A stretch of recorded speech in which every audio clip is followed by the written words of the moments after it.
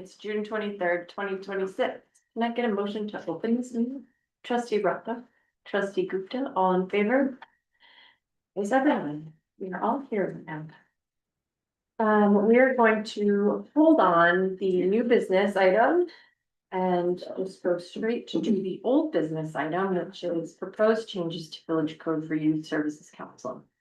So we previously discussed at a workshop, suggested revisions to the code.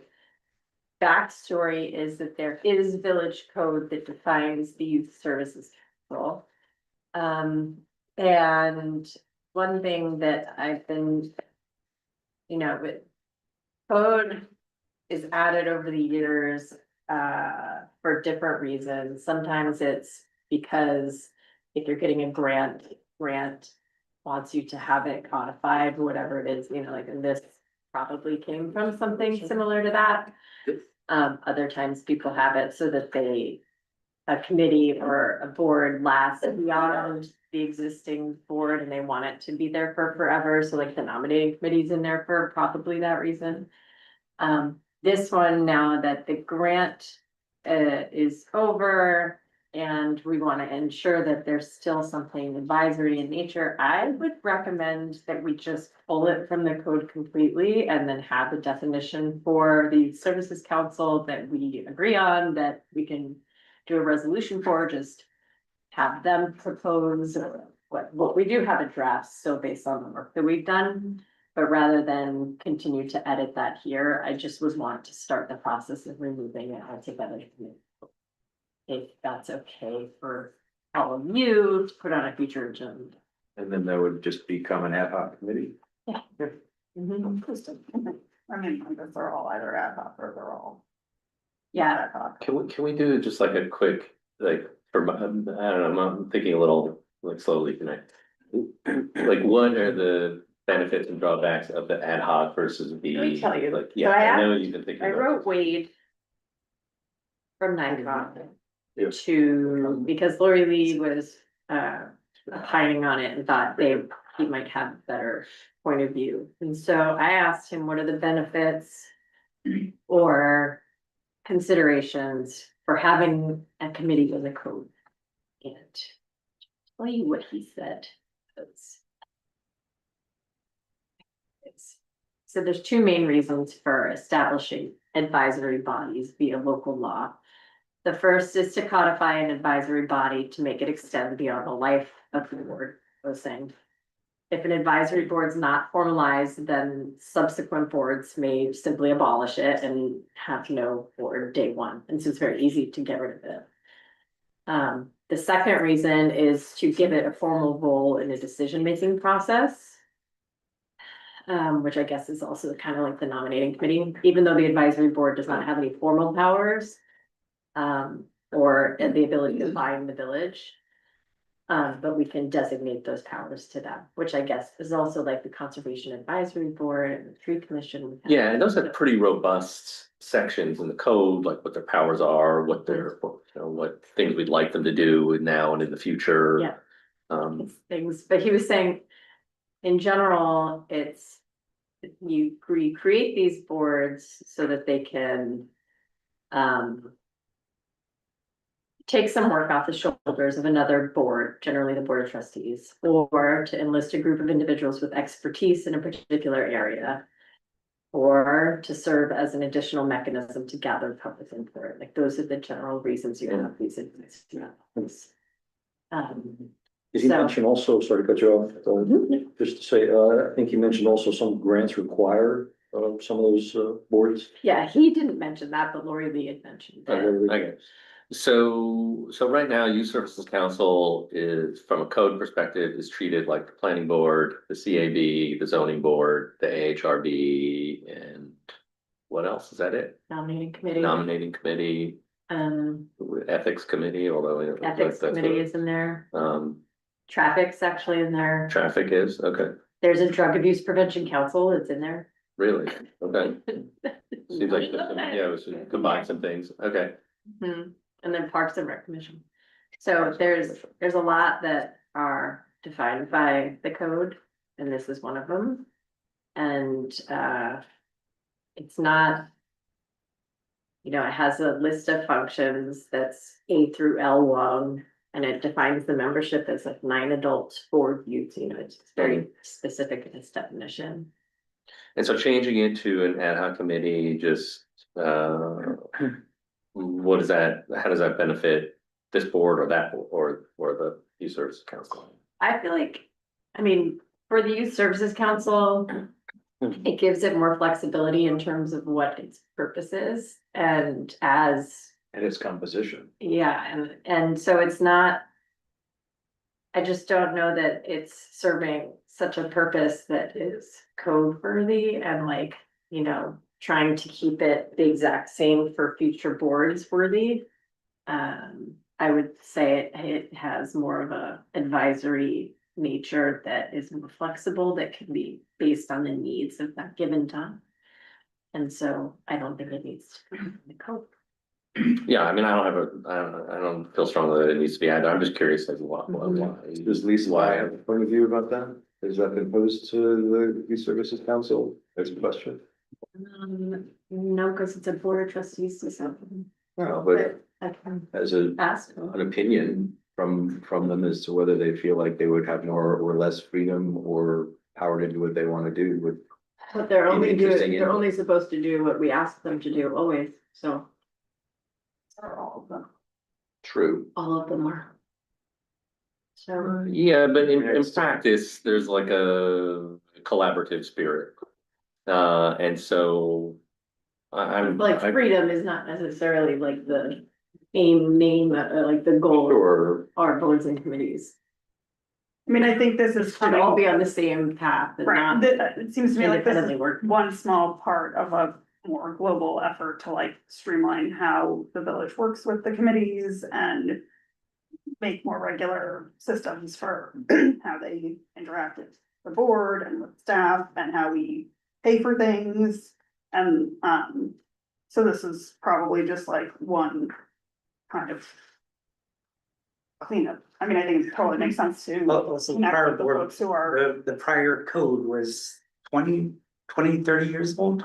It was And also amended in had- 2015, Oh, 20, okay. To specifically which address the was, needs you know, of 10 years ago different- when they did this grant, so I imagine, I don't know what it was. But now the grant is over. The grant It's a is 10-year grant. the priorities that for which the grant was sought are not necessarily the priorities of the effort that's being established right now for youth services councils and more global, like ensuring that youth's preferences and priorities are being reflected in the work of the board and all of our committees Ute. that we discussed last time this came up. What is a Ute? So it sounds like, maybe I'm reading into this, but it sounds like there is some greater intentionality about how this board or committee interacts and other boards and committees interact, that is maybe part of a broader discussion or intention. And how does this play into that? So in general, like in the first meeting that we had, since when I started, I was trying to set a baseline for how and why we have boards and committees. Some of them are defined by the code and have, you know, specific things that we have to fill in terms of volunteers. There needs to be this many and this is what they do. And it's, you know, not up to us to change.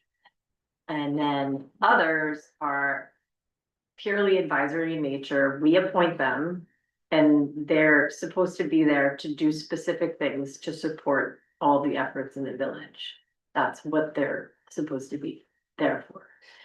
And over time, they're, for whatever reasons, boards and committees have become somewhat independent of whatever we're doing and whatever the staff's doing, to a detriment, because it causes more volunteers to go directly to staff members, taking them away from whatever it is that we as a board have been asking them to do Mhm. as the board.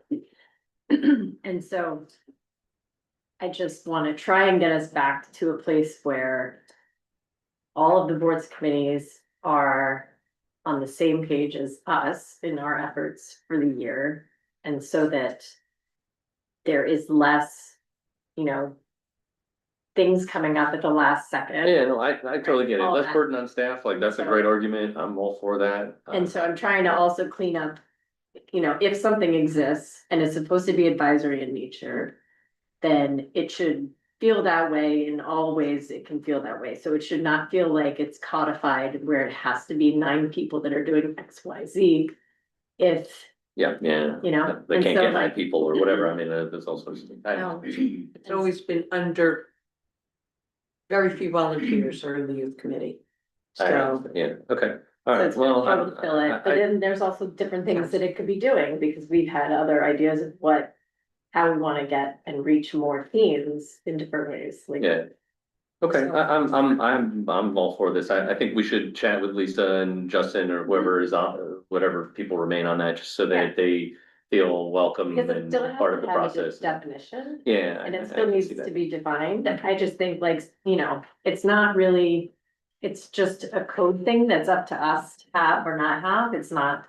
It's literally only up to us to have or not have, it's not up to people who have been on the board Yeah. for Yes, 20 okay. years. should we also remove the drug abuse one and Yeah, I the don't other know. Yeah, two? Like, sounds if we're like it. doing- I was just searching council and finding anything that came Yeah. up in the code, and I was like, oh, okay, what's that one? Because it's silly that there's 3 different things addressing like similar questions. There just should be, you know. And that may, yeah, that Oh, it's may be just- one element of a larger It's focus. designated as 5 members of the Youth Services Council. Yeah. Are Subcommittee, basically. It's a codified, the codified subcommittee, and Yeah. then probably, you know. yeah, in service, stuff like Yeah. that, yeah. Okay, all right, I get it, I understand, yeah. I can see the headline now. Board of Trustees eliminates drug Drug control control, board for the high school. Yeah. I think it just, Be back on over the Twitter. years, it had to do with different pockets of money that are available under state, under the state youth services grant programs. There's, you know, there are different, I did a quick round of research using Westlaw, and then I also did a quick round of research on the state various websites, and like the drug. And there's a specific program under the drug prevention, there's a specific program under the preventing juvenile delinquency, there's a special, so I think it all stemmed from that, plus the ability to get reimbursements for the council. Right. And Wade said he wasn't aware that it was mandatory for it to be in the code in order for us to seek the You know, at reimbursements. some point, they probably said that you had to have a resolution, and then somebody put that in the code In the instead of code. just having. a Right. resolution. I couldn't find anything that specifically tied and made it mandatory, like you have to have this in your code in order to get the reimbursement Right. under the state statute, so. Yeah. It would be nice to know, but it doesn't matter. It's Move on. cleaner this way, but. Yeah, just you don't wanna take it out if it's required to be there, so that's all, I couldn't find anything that said, so it's sort of like I proved a negative, I guess. And I don't think that. I'm not sure that other municipalities have them either, but. Oh, many do. I did do a general code search as well. Many of So- them have these individual councils, youth services, youth, I think I actually sent some of my research to Jess and to you from the village of Ossining. They have it in their code, and they also have a close partnership with the school district, and so I sent those materials so you could just see what other communities are doing. And how they're recruiting new members of the youth, but again, I couldn't find that it was mandatory to be in the code. All right, Can I just say something? So an ad hoc committee is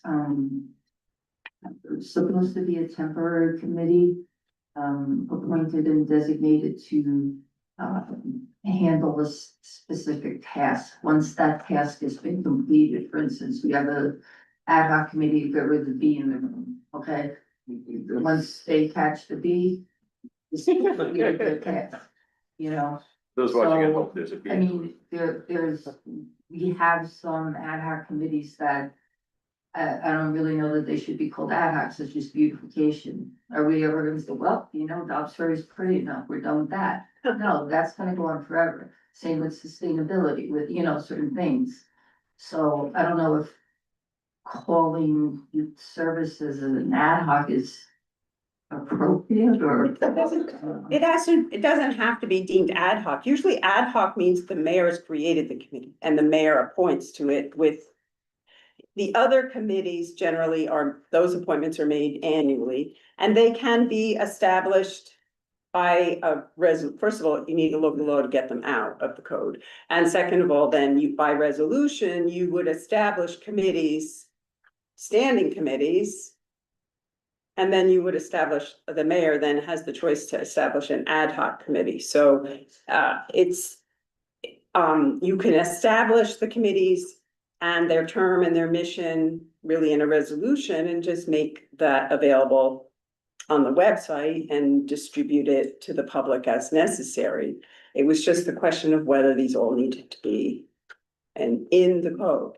And I do know the Conservation Advisory Board has to be in the code if they're going to be tasked with a review of environmental impact statements, but you don't task them with that. The lead agency undertakes all of that responsibility pursuant to the State Environmental Quality Review Act. So the provisions in your code now refer to that requirement, but you don't generally delegate to that board to begin with. So it sounds like we need a kind of comprehensive. Some point, look at like everything and what they're currently technically called. I mean, I think like downtown committee is not called the ad hoc. Downtown committee, but it was a task force and became a downtown committee, and like the Human Rights University was a task force. And then became maybe ad hoc and now it's not ad hoc. I mean, it seems a little, but basically I think the idea is like, there's task forces or like kind of like. Mission Affordable center. housing and the Yeah. task force. Yeah, Affordable Housing Task Force Right, Committee, yeah. Right, and then there's standing committees and then there's like codified boards. To whom the board of trustees can delegate certain authorities should it wish to. Yeah, like the tree preservation, that's referred to in your code, so you would need to keep that committee intact. And I think it clearly says who the members are in your code very distinctly. So yeah, you can overhaul it in a comprehensive way and determine which would be standing committees by resolution appointed annually for a term of XYZ. Like they all should have mission statements, so they should all have general rules and procedures and bylaws, for want of a better word. So it's clear the roles and responsibilities, and generally we like to add and other matters as may be duly delegated by the Board of Trustees, like as their final task. So it gives you the opportunity to call them in to answer their particular areas of expertise in any specific topic. So yeah, the goal for the reorg meeting this year would be to have that all like buttoned up by us and not just be, reappointing everybody in their existing places another year for, Makes sense. but like to make sure that everything is intentional and that there's, the standing committees versus ad hoc or task force versions. And everything that's in the code is in the code, except for what we take out of the code. Yeah, the planning board has to be because you have Right. delegated their jurisdiction specifically, and the zoning board is an absolute requirement under the New York State law. And library board, right? And library board, And the library board as a function of the type of corporation that your library is, a public library, so yeah. So also in furtherance to that, Margaret actually doing some research, we found two other boards. One is the electrical licensing board and a plumbing licensing board. Yeah, those are Village of Dobbsbury? It's in the code. obsolete now that the Yes. county's taken that over, Right, so so that's that's- part of the cleanup that's coming in Yeah. terms of the building Well, standards and The zoning, there's this whole zoning committee in there, as we've talked about quite often. All of the appeals go to the zoning board of appeals, and they have this extraneous committee in there from the old days. Actually, these are all holdovers from before the licensing was the exclusive purview of the county, and before the zoning board of appeals was the assigned board by state law to hear appeals. It made it into our code in 1966, and obviously it's defunct, but it shouldn't be in the code. Okay, so we'll put it on a future meeting. We have to have a public hearing to remove it, right? You have to have a public hearing to remove any of the councils and committees and boards that you have in the code that you no longer, because they were established by local law, they have to be deleted by local law. And we can have one public hearing to, remove or modify four at the same time, or do we have one? You can go through to do the modifications, but you should have a plan. Public relations wise, you should have a plan as to what's next for various boards or committees or organizations. Will do. Okay, all right. Let's go back to number 1. We're talking about adding after 289 vacant buildings and storefronts to the village code. So I did draft this with the vacant buildings because the consensus was to include the vacant buildings along with the storefronts, but as I had suggested to your consultant, economic consultant, the applicability could be, right now, I just put in village-wide, but the applicability, you can determine the zones that you're trying to target for the economic development, economic benefit. Obviously, vacant buildings, vacant residential buildings, for example, throughout the village are handled under the uniform code, fire prevention and building codes. Vacant buildings, nuisances, those things are covered, property maintenance, already covered and enforced. So I had suggested, he had sent some comments by email, and I had suggested in a response, I really would like to look at the applicability of this, because if it's a vacant residential building that happens to be next to a strip of commercial buildings, you do want to catch that up into your vacant registry in some way, because it's contributing to the potential impacts on the viability of those commercial storefronts. The storefronts are really the ones that are lower level. And that definition can be cleaned up as well, because it's sort of internally conflicting. But I was hoping that maybe you could take a look at this in terms of the applicability just to the zoning districts that you're trying to target in order to increase. I think it's a little tricky. I mean, there's obviously the DT zone, which was the obvious zone to approach, and the downtown transitional, I think also.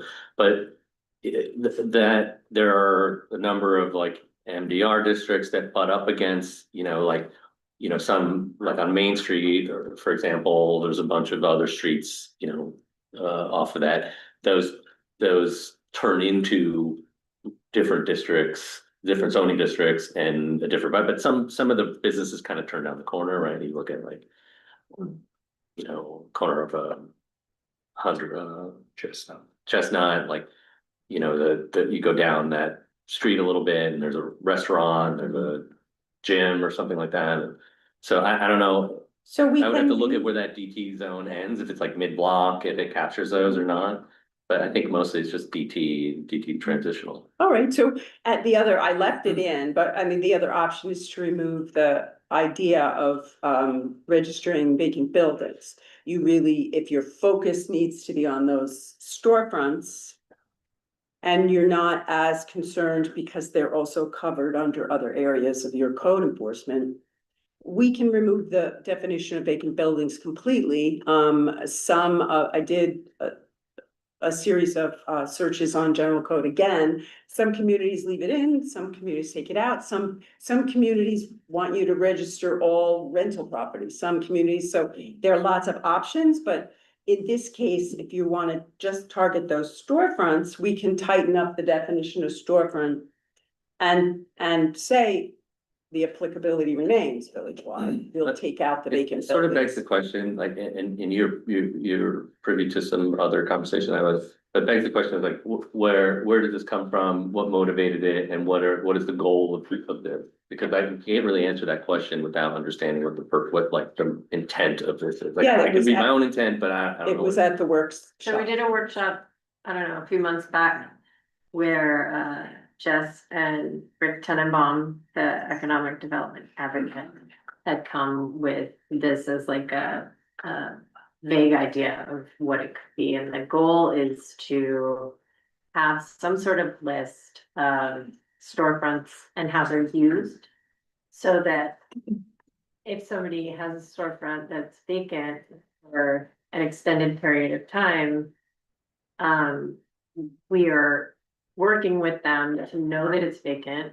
We have somebody who can try and help fill in gaps, you know, things that are, and have that information about, you know, what the rent is that they're asking for. And then also, we know from the property owner what they're doing in order to try and fill it, so. Who maintains that list? That's the village does that, or it's Yeah, that was the gist of this. There's a registry I involved. think I missed this.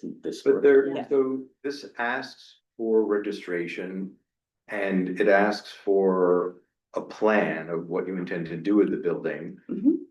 But it doesn't really give us any force of, you know, making sure they implement their plan or an ability to judge whether it's a plan that meets with our approval or not. I don't know whether we even would have the right to tell somebody what, you know, the parameters of what they can do with This the where it property that starts to they make have. me or- uncomfortable, Yeah, Well, there's but a fee associated with it, right? So you don't wanna be, Fine.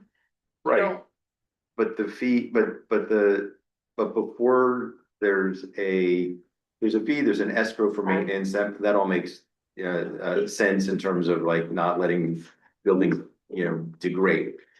But there's the requirement that they provide a plan for what they're gonna do with their building. And the assumption, I think, is that our assumption is that we want them to fill it with a Marketing. business. But it might be more in their interest to not fill it, right? but that's not in the public interest. It might not be in the public It's interest, just but what we're the public trying to interest do. and a property right interest are like, when they come into conflict, like. As with Michael, I think it's the same thing, like I feel kind of uncomfortable telling somebody what to do with their The property. code tells them what to do with their property. If they have the storefront, there are certain things that the code already identifies as what they are supposed to and allowed to do with their storefront. Like, they cannot use storefronts for storage. Sure, They cannot use it for, but they can leave Thing it that- vacant, right? So that's where some of the municipalities are enforcing like nuisance laws for those vacant properties because they're bringing down the value. So that's the point of this, is that the plan, and if the plan is for it to remain vacant for a period of time, and Rick can chime in here too, was that then they have to keep it pretty, they have to keep it clean, they have to keep it painted, they have to like install public art, like they have to make it available in that way. So it opens a dialogue with the property owner as to the vacancy, and it also helps Rick to be able to say, here's our registry list for businesses that are relocating or businesses that want to start new or start. So I think that was the point, that the registry would help in terms of the marketing. But you're right, if the property owner doesn't want to entertain a lease. I mean, can we make them? No, There's, right, and so asking for a plan is one thing, but you know, in having parameters and a mechanism by which the plan is judged should be sufficient or deficient is not really addressed here, and I think. No, I don't think that was the point. I think But if you're gonna ask for a plan, But it's not, I guess that's where I see the line, just cause to your point, like. If we ask for a plan, we're not saying like we approve or disapprove of this plan, but the problem is that right now. And Rick can speak to this, like, when he's working with brokers and showing people spaces, it's not just like. Oh, they don't wanna come in because of, X, Y, Z, it's actually, they don't wanna come in because there's so many vacant spaces, and that's. Deterring other people, other uses for coming in for the spaces that are available. yeah, So there's like limited things as government that we can do, and this was actually modeled on some other villages where they have this registry. So it doesn't incentivize people to try to like clean up their space, yeah, and to come into compliance with some of the uses that are not in compliance, so that's the thought. It's not that we're saying we have to approve of what they wanna do with their space. I mean, to some level, that's what like the zoning is there for, right? Like we can have another conversation about like the role of government and zoning and uses, but like this is sort of like a best practice that some other villages have used to try to deter vacancy. And are there timelines on getting the storefronts cleaned up, Yeah, Yeah. it's the plan is there, Yeah. and part of the plan would be that they have to remove anything. That would be visible from the street that would detract, they have to make sure that, their fire. Suppression Septic systems and that's that's generally. safety, that's. Safety, health and safety, Right. but at the same time, it's a vacant storefront, but there's a difference between a vacant storefront that's got old newspaper tacked up to the window and a vacant storefront that That's a coming soon. is pretty, yeah. Yeah. Or is painted and the facade's painted and window and coverings. there's a sign that's required to say for contact, for rental, I mean, that will all be posted in the window of the. According to the samples I looked at, Yeah. that's part of the thing, and this also gives Rick a registry list, so when people say. I need a XYZ square foot storefront, or I needed this, or I need, yeah, and also it provides an opportunity for public art to be displayed or for window painting, or, there's lots of opportunities here to sort of pretty up the And street. also make sure there's no squatters or rodents and. Well, Yeah, there's a yeah. pest control aspect Yeah, to it. Yeah, make sure that. And Dan from the building department said too, a lot of times now when there's like some sort of violation, they don't know who to contact, or even if there's like an emergency or like. An issue with Con Ed or whatever, like they don't right now have the information, so this would also serve the purpose of helping them get contacts for some of these vacant storefronts. For the And the building, goal wasn't to force people to occupy the building, it was to give them an incentive to do it. And also, to provide an environment where the neighboring properties aren't harmed by the condition of some of the buildings on Main and Cedar. So it's really, it's almost like, it's not a punishment, it's kind of an incentive to help everybody to improve.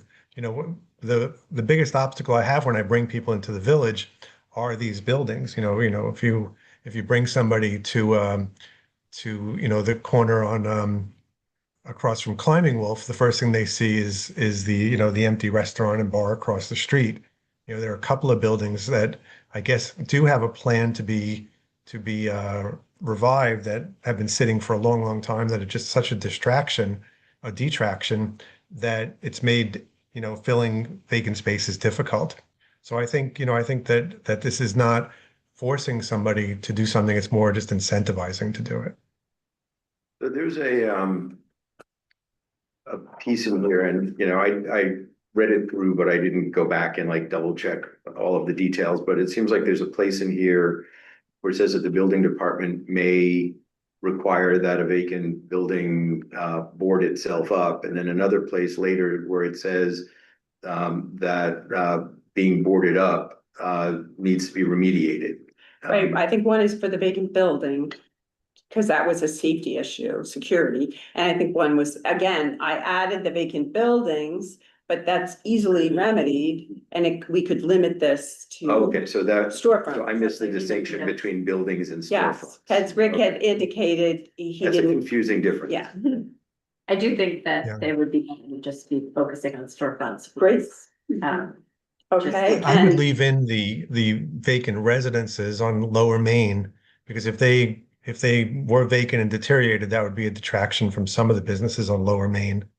That would be in the Well, transition, I any guess, or the, I don't know what the, You mean residents on the ground level or? no, there wouldn't be any. There are. There are. yeah, no, I would say all the buildings on Lower Main should be included in this, even if they're residential only, because they could become an eyesore. Yeah, but that's, Right. that's a function of code enforcement in that's terms of the uniform fire and building code. That's a function of the property maintenance provisions in that code can be enforced tomorrow. That's true, but if it's sort of a moot point, because if we're gonna define it by zoning, and the zoning is the DT, then the DT inherently includes those residential properties that are in that district, so we could kind of avoid that conversation by just defining it by zoning. So, So we can say the Yeah. DT and DT transitional this would apply to, but none of the other districts or something. I mean, we should probably So look leave a the little, like building- zoom in on, leave the The vacant DT building map. in?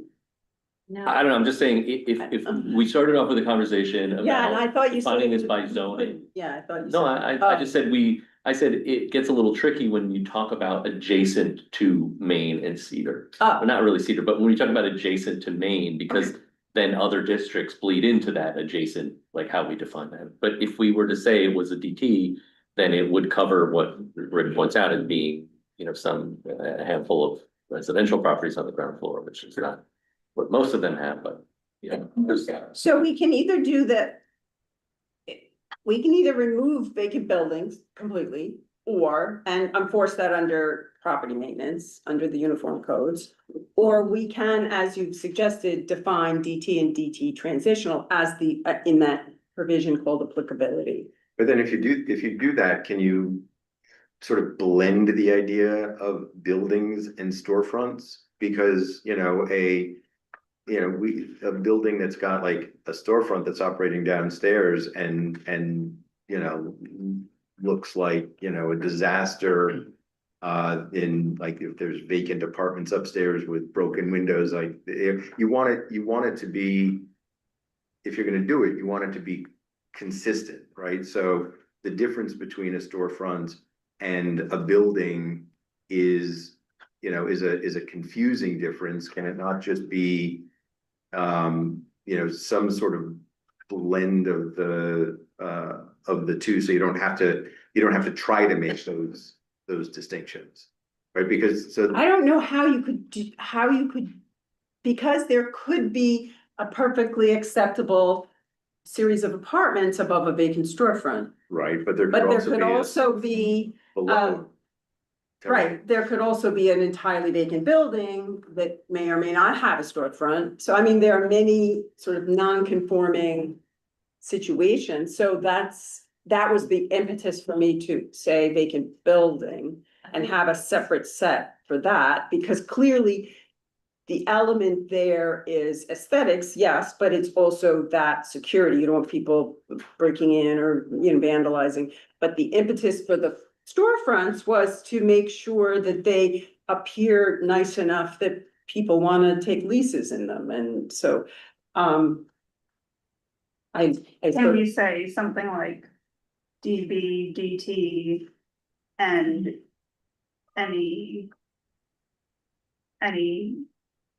buildings with commercial storefronts on streets that intersect with those zones or something? Is that too? as long as we define storefronts. Probably. So it's, there are, many options to.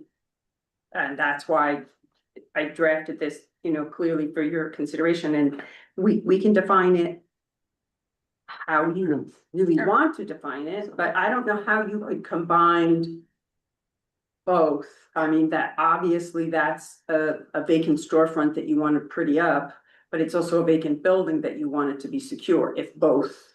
I feel like this law ideally would be as targeted toward improving storefronts specifically. In the. and supporting the, you know, filling the vacancies of storefronts specifically. And the idea of having, you know, more attractive or not vacant buildings is a different topic that can be done in code enforcement and is not something we don't want to do. It's just this, you know, especially because this is gonna require effort on the behalf of building department of, you know, getting all the data.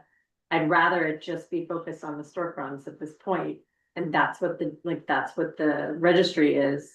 We is- have commercial Commercial. buildings that have illegal apartments in them, but are by definition commercial buildings. They might. be- Probably, I mean, But they might be pre-existing non-conforming. In other words, if they predated the prohibition against residences, then it would remain that you could have residents on this property. So I guess just it like comes down- some of the lower buildings have residences on the first floor, but now the zoning clearly says you can't have residences on the first floor without permission by a variance of some kind. So I can't say with certainty, but How do you feel? I think we can, I think. I think any building with commercial storefront. I think it's kind of a. Counterfactual to think that there's like some building with like a completely compliant storefront and a super non-compliant. Residential stories above that wants to be addressed with this, but I was just looking for a definition of commercial building that might be applicable so that it didn't. What?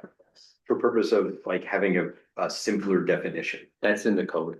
There is like a definition of commercial and resident, like that's a zoning distinction. It's got a, you know, it's in the definition section. That's already defined. I don't think we need to touch that. mean, to So if me, you reference commercial, then you're referencing a specific definition that's in the code elsewhere. Right, but with a different set of parameters around how that needs to be treated in the case of dereliction or vacancy. Sure, but its distinction is clear. Right, I'm just saying that if that's a useful definition for this, rather than trying to have a definition. of That I don't building know, and a but I definition of think the it's- storefront. There needs to be boarded up because we're not talking No. about buildings, then it doesn't matter. That's just what I was trying, I was looking for a simpler definition, that's all, if I, I think, failed to do that. to me, I think maybe Okay. we start with anything in DB and DT.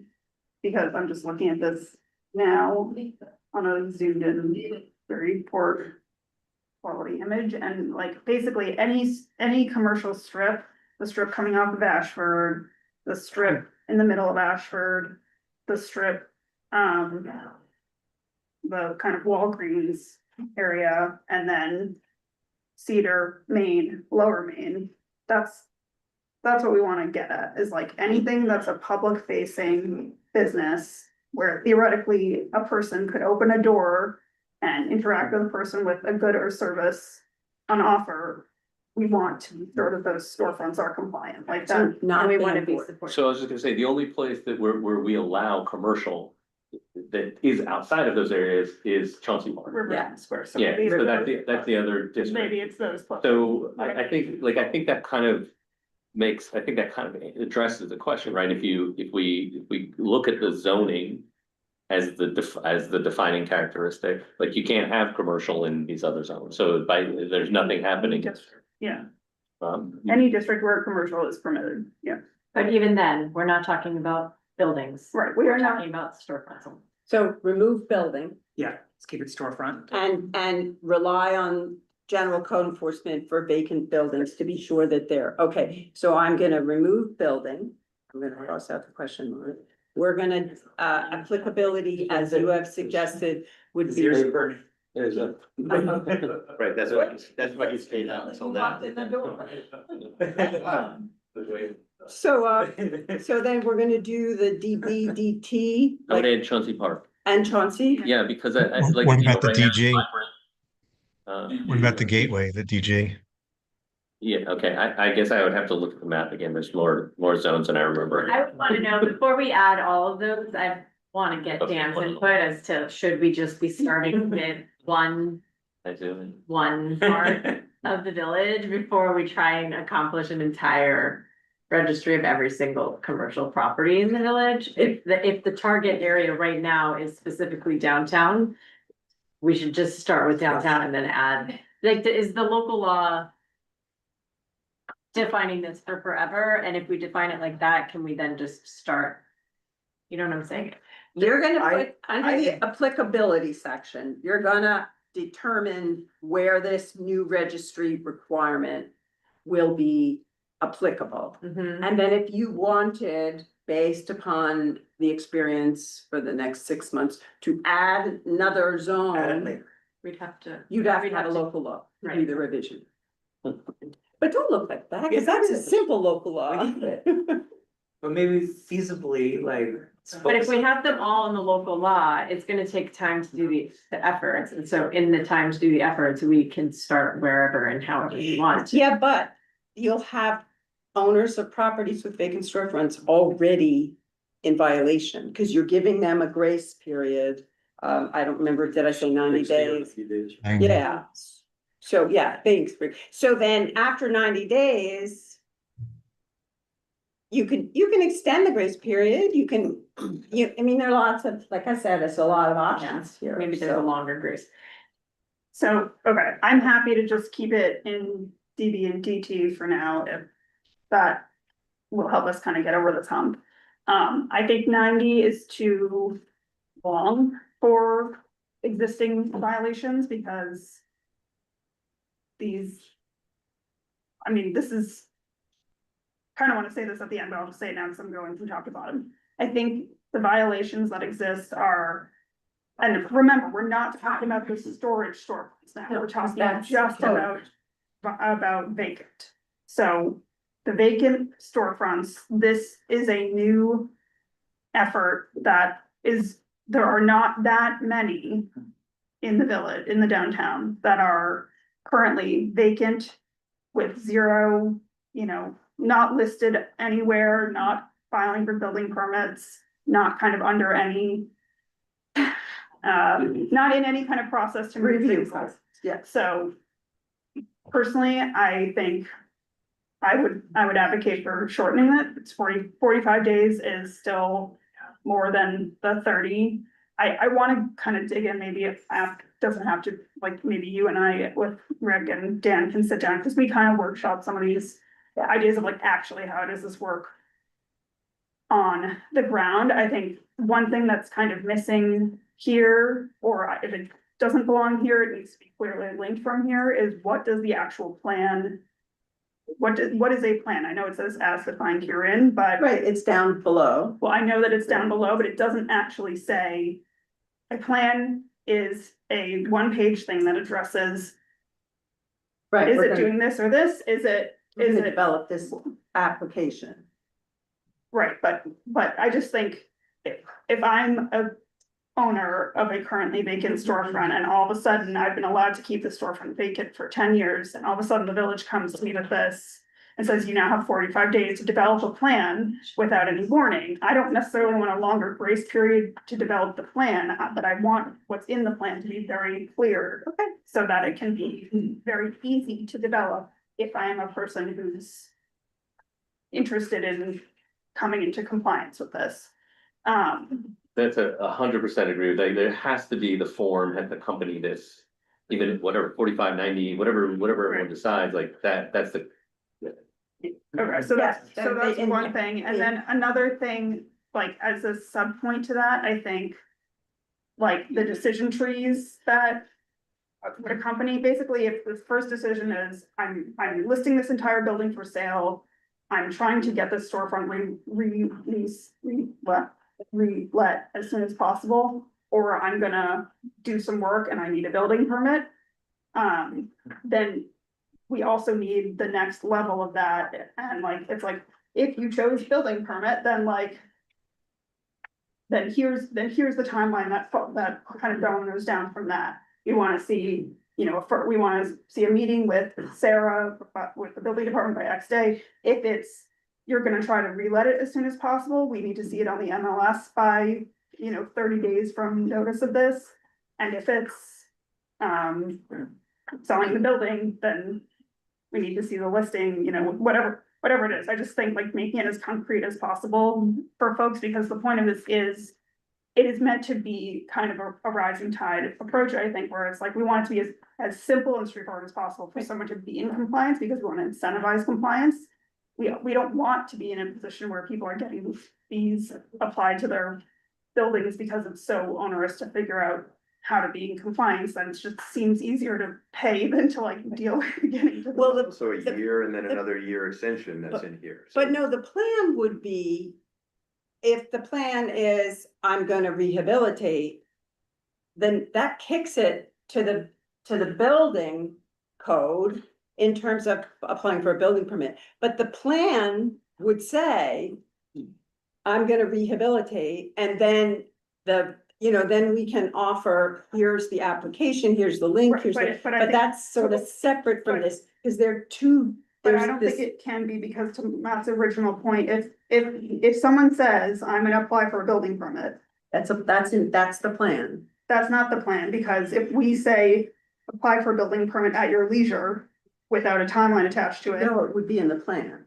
but we don't know what's in the plan. because it's Right, not but we're in- gonna define that, yeah, right, and the application, we needed time to develop that, to understand what, Dan's, code enforcement folks are gonna require in terms of information on the plan, so, yeah, we can develop, the materials along with, but I don't know that shortening the grace period, it's not really a grace period, it just gives the opportunity for you to advertise this is, it's going to be a requirement, here's the deadline, it's coming. And for for Rick and others to be able. Time to reach everybody in the. And to develop the materials and we, I'm gonna revise this. So you're still gonna need, it's its own chapter. Depends on when. That's not a timeline. I wanna say two things. One, this is going back to another point, it should be DG. We're just looking at the map and it should be CP. What's CP? CP also? I mean, there's nothing vacant there. I mean, maybe it's a very low urgency, but it seems weird to exclude like the other major commercial zoning district in the village, if this is our intention. We don't know what that's gonna look like 10 years from now. So hopefully it looks even I better. would agree with that. I agree with that because it makes it fair across the village. So it's not Yeah. like certain areas are singled out for different Yeah, treatment. downtown's more important, Okay, so, And then I kind of agree that I understand your perspective, but I kind of think like we do 90 days for a lot of things, like, it's like. Big blow, You're like, going everything we do a lot. like defense, you give people enough time. Hopefully you they're fine with that, I just didn't want it to be 3 months. well, it doesn't mean you have to wait 90 days, you could talk to it in 10, I mean, but, okay, so can I just, because I'll redline and get this back to you. I have more though, for you summarize, if Where- you don't mind. Oh, Sorry, thanks. The repair and maintenance of a vacant storefront shall include section D under 289-7. So one thing that I know is already in our code that is just an enforcement issue is the removing signage from no longer existing businesses. And also the awnings repairs. So I don't know if. that's already code enforcement capable. So maybe we can, and again, I know code is code, but like maybe, I know that also some sections of the code refer to other sections of the code, so maybe this here should say. Please refer to these other sections regarding awnings and removal of signage of no longer existing Yeah, businesses. I think I just put like a blanket statement that said you're responsible for compliance with. So, Right, I just. think and I definitely wanna could make sure point, it's I could specific. point out the specifics in that section. Yes, and I think like the link and whatever. Because So again, we we're put an trying. affirmative duty on the owner to remove the signs. Right, Yeah. and then. So just remind them the compliance with Yeah, the that's removal where- of signs.